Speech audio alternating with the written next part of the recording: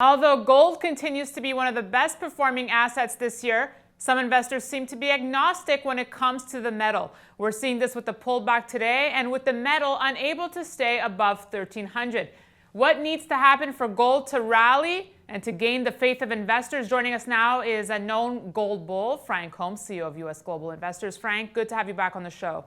It's good to be here. And now for all those agnostics, they'll always be agnostic towards gold. And I think that gold just needs a little breathing room because it's had an incredible load to carry in the capital markets as being one of the best performing asset classes, which has also sparked a spectacular run in the gold stocks. Well, it's a really critical week for gold here ahead of the Brexit vote. Will investors regain faith in gold here, Frank? Yes, I think no matter what happens, it'll just create a breathing notion for gold.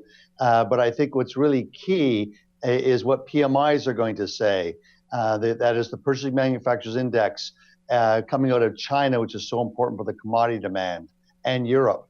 But with the Brexit vote looming, don't you think gold should be performing better here? The metal tends to perform well in times of uncertainty.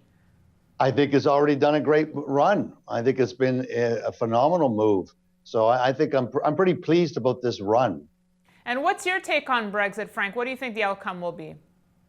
Well, according to the bettors, people placing bets, not opinion polls, that it will stay part of the EU. But I think it will have a shakeup because the big issue here is taxation and regulation without representation. And that is going to be a change, I think, will be important if they stay a member of the EU. All right. And aside from the Brexit news, what is really moving gold right now? Is it still just the U.S. dollar story here? Well, I think it's U.S. dollar, but I think it's a global trade and global economic fatigue. That's where the fatigue is global economic activity. And so we're going to see gold do well because they're going to have negative real interest rates to try to spark global economic growth. The headwind that I see is India, the monsoon rains. Will there be enough from the farmers in their surplus? Because it's important when the rains are well, they do well, they buy more gold, and that's all part of that love trade. Well, definitely something that we'll need to keep an eye on here, Frank. So what's your touchdown pass going to be this week?